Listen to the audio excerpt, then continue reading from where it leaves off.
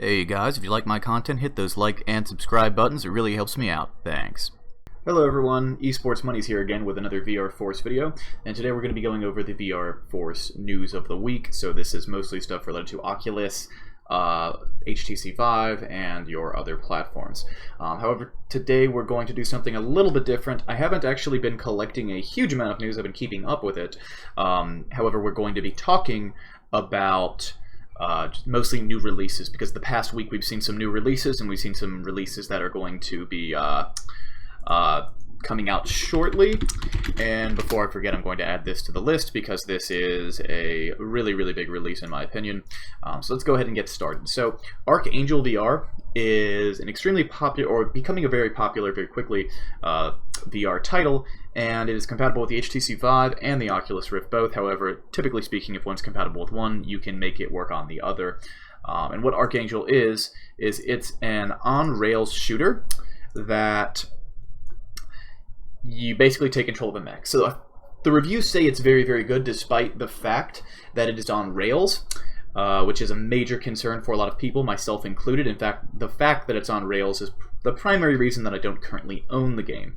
I've put away some money to buy at least one or two major VR titles because of the fact that VR titles are so expensive. I try to be pretty selective with what I buy, and I find when I go ahead and buy like 3 to 5 titles, I typically only play 2 of those 3 to 5 titles for more than like an hour.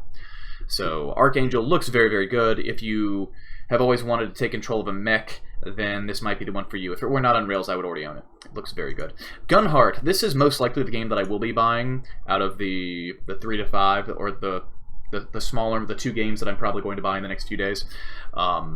This looks absolutely insane. A lot of people are describing it as Borderlands meets VR. It is a game where you go out in missions. They're only multiplayer. You go out in missions starting at a cantina, and then you go out and just kill things. And based on when you kill things, you get money, and then you can go back to your cantina or whatever and buy new guns. So it is very exciting. I know they have teleport movement. I'm not sure if it has thumbstick locomotion. It has full room scale if you have the Vive. But again, I do not remember the locomotion bit. Also, pretty much all of these are early access, so take that in mind with a grain of salt. The game is something that all of these games that I'll be talking about today, if they follow the true road to early access and they expand upon the principles of early access, then they will be very good titles at the price that they are. However, right now, I'm not sure if any of these titles are worth the money. Well, this title is maybe not worth the money because it's $35. Archangel is $30, and Gorn, which I'll be talking about soon, is $20. Gorn is almost certainly worth it. I'll also be coming out with a video about how to get Gorn for free shortly, because there are earlier releases of the game that are given out for free by the developers. Mother VR Alpha Release is an Alien Isolation VR mod where it's designed to play seated. So it's Alien Isolation VR. It sounds to me, because it's a seated experience, it sounds like it is just a more efficient version of what you'd be playing on Vorpex. However, there is a Doom, or there's a Quake 2 mod where you can actually use your gun to tilt your aim, or to aim, even though your gun's not rendered in VR. And then there's also the Doom 3 BFG edition that has full VR support and controls similar to the new Doom game will control when it comes out this fall.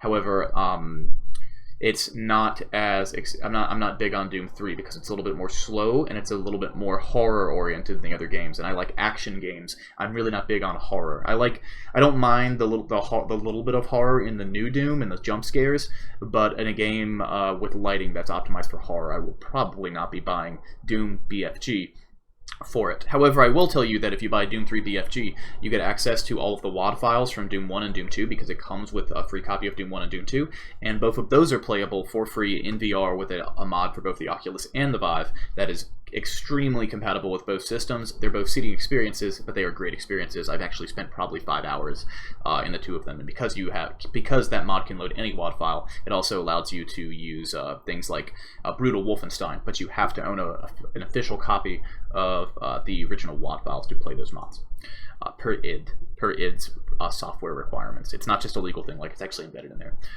Next up is Gorn. Gorn will be $20 as previously stated. Gorn is probably This is a game I already have the demo version of, and the demo version of it that the developers give out for free is designed for the Vive, so it's a little bit awkward with the Oculus, mostly because of room scale limitations, but the game is an absolute blast. I have played, again, awkward controls, but I've played it for a couple hours. I might actually buy the game just to have the full Oculus control support and to have more enemies, more weapons. It is absolutely brutal. I dropped my weapons, and because of room scale, I couldn't pick them up once, and I just grabbed someone's head and their shoulder and just ripped their head straight off their shoulders. So the game is, you really have a massive amount of creativity in how you want to fight.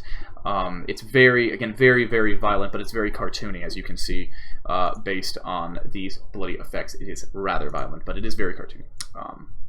The next one coming up, this game comes out on the 15th of this month, so we have 11 days until this game comes out. It has been described as Skyrim for VR, or what they attempt to do. I would say it looks to me a lot more like Dark Souls for VR. The game is called Soul Keeper VR. It's got things like riding dragons, using magic, and using weapons at the same time, using two-handed weapons.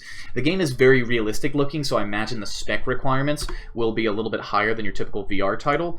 I'm going to see if they have the minimum requirements. The recommended requirements is a 1070 or greater, and the absolute minimum is a 1060. I'm assuming that's the 1066 gig. So yeah, higher requirement game. I will probably only run it not super sampled with my overclocked 1070. So thank you. This has been the VR news of the week. A lot of exciting titles coming out. I don't think there's anything too big there. There might be something glaring, but if there is, please let me know in the video description. And if you're wondering why there was no VR content this week, and there may be limited VRForce content from me next week, it is because this week is the International 7, the 2017 International Dota 2 Championships, where 18 teams fight over a prize pool of 23. I think we're currently at $23 million. And Dota 2 is this is my football. This is my Super Bowl. It's like my Super Bowl, except it's all day, every day for 2 weeks. So I'll be a little bit distant. However, if you want to watch that with me, check into my main channel, youtube.com/user/MACKCOWANII. Link is in the video description, for potential live streams, because I have live stream like 8 to 10 hour sessions of me just watching the games and talking about the games and mini commenting the games alongside other Dota 2 players. So thank you very much for watching. Have a wonderful week, and don't forget to hit those like and subscribe buttons if you enjoyed this content. See ya!